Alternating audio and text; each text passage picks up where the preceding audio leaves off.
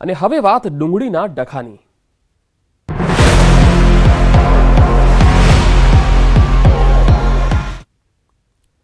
ડુંગળીનો ડખો હજુ પણ યથાવત છે। ડુંગળીના ભાવ મુદ્દે ખેડૂતો વિરોધ કરી રહ્યા છે।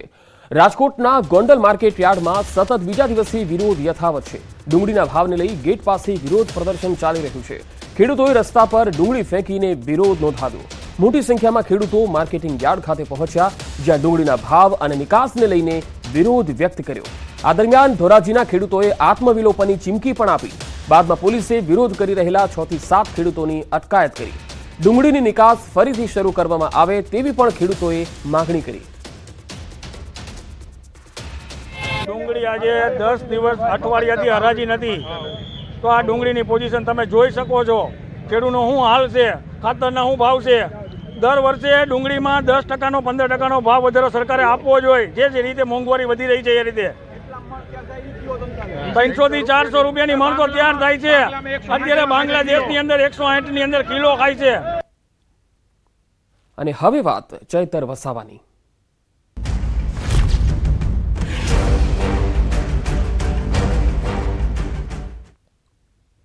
આમ આદમી પાર્ટીના ધારાસભ્ય ચૈતર વસાવાને આજે કોર્ટમાં રજૂ કરવામાં આવશે।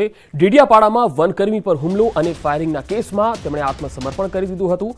1 મહિના બાદ ચૈતર વસાવાએ પોલીસ સમક્ષ આત્મસમર્પણ કર્યું। પોલીસ આજે ચૈતર વસાવાના રિમાન્ડની માગણી પણ કરશે। વનકર્મીને મારવાના ગુનામાં 1 મહિનાથી ડેડિયાપાડાના ધારાસભ્ય ચૈતર વસાવા ફરાર હતા।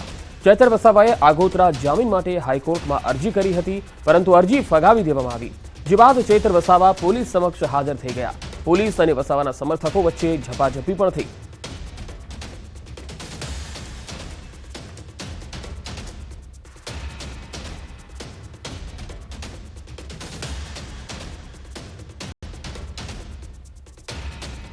મહેસાણામાં રિક્ષાની ચોરીનો બનાવ સીસીટીવીમાં કેદ થયો છે। કડીના નંદાસણમાં અલસીફા સોસાયટીમાં આ બનાવ બન્યો હતો, જેમાં સૂતેલા રિક્ષા ચાલકના ઘર બહારથી રિક્ષાની ચોરી થઈ ગઈ। તસ્કર સોસાયટીમાં ઘૂસી ગયા અને રિક્ષાની ચોરી કરીને ફરાર થઈ ગયો। તો વહેલી સવારની આ તસવીર છે જે સીસીટીવીમાં કેદ થઈ ગઈ, જેમાં તસ્કર છે એ રિક્ષાને ચોરતો જોઈ શકાય છે। સૌ કોઈ અહીંયા સૂતા હતા અને એ સમયે આ તસ્કર તેનો લાભ લઈ સોસાયટીમાં ઘૂસ્યો અને રિક્ષા ચોરીને પલાયન થઈ ગયો, પરંતુ રિક્ષા ચોરીની આખી ઘટના સીસીટીવીમાં કેદ થઈ ગઈ। લગ્નના ગણતરીના દિવસો પહેલા જ 2 તસ્કરની અમદાવાદ પોલીસે ધરપકડ કરી। લગ્ન કરવા આતુર બનેલો યુવાન ચોરીના રવાડે ચડી ગયો।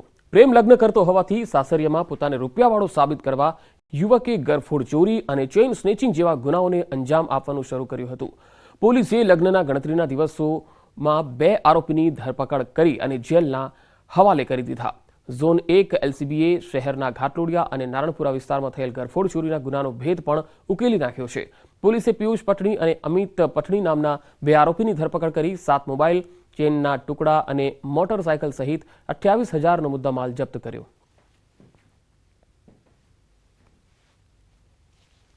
બે આરોપીઓને એમને પકડી પાડેલ છે।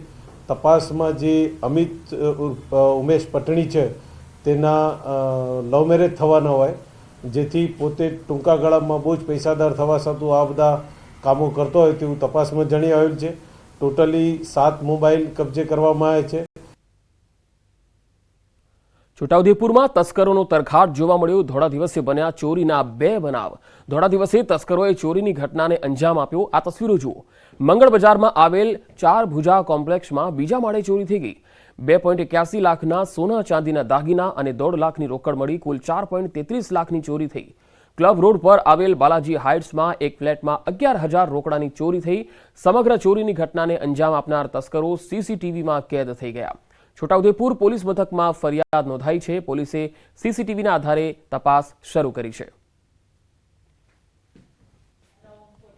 1 बजे में जैसे ही घर गया तो देखा ताला टूटा हुआ था, घर का बाहर का नकुजा टूटा हुआ था, और जैसे घर के अंदर गया तो तिजोरी भी टूटी हुई थी।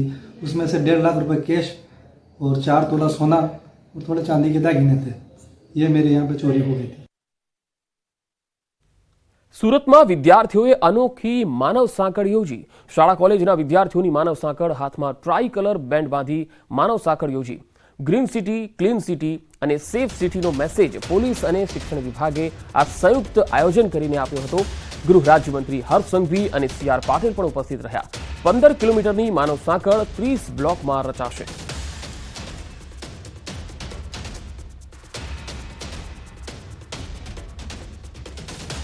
आज करीब 15 किलोमीटर लंबी सभी स्टूडेंट के साथ सूरत के शहरीजनों के साथ एक मानव साइकिल तैयार की गई थी और पूरे शहर को एक मैसेज दिया गया है कि सूरत को स्वच्छ रखना है. सूरत जो अभी भी स्वच्छता में दूसरे नंबर पे है उसको पहले नंबर पे लाने की कोशिश हमारी रहेगी. દેશના વડાપ્રધાન 17મી તારીખે સુરતના મહેમાન બનવા જઈ રહ્યા છે. તે પહેલાં સુરતમાં એક માનવ સાંકળનું આયોજન કરવામાં આવ્યું છે. કહી શકાય 15 કિલોમીટર લાંબી આ માનવ સાંકળમાં 43 જેટલી શાળાઓ, 22 જેટલી કોલેજોના 24,000 વિદ્યાર્થીઓ 15 કિલોમીટરના રૂટ ઉપર માનવ સાંકળ બનાવવાના છે. ખાસ કરીને આ કાર્યક્રમમાં સુરત શહેર પ્રમુખ છે, ગુજરાત ભાજપના પ્રદેશ અધ્યક્ષ CR પાટીલ અને ગુજરાતના ગૃહમંત્રી અને સુરતના ધારાસભ્ય હર્ષ સંઘવી જોડાયા છે. ખાસ કરીને સુરતમાં જે પ્રકારે સ્વચ્છતાને લઈને અભિયાનો ચાલી રહ્યા છે, ખાસ કરીને એ જ પ્રકારે કહી શકાય કે સુરત સ્વચ્છતા માનવ સાંકળ રચવામાં આવી છે. ખાસ કરીને જે પ્રકારે આ માનવ સાંકળ રચવામાં આવી છે તેનાથી એક કહી શકાય કે સુરત શહેરની પોલીસ શિક્ષણ વિભાગ દ્વારા સંયુક્ત રૂપે આ કાર્યક્રમનું આયોજન કરવામાં આવ્યું છે.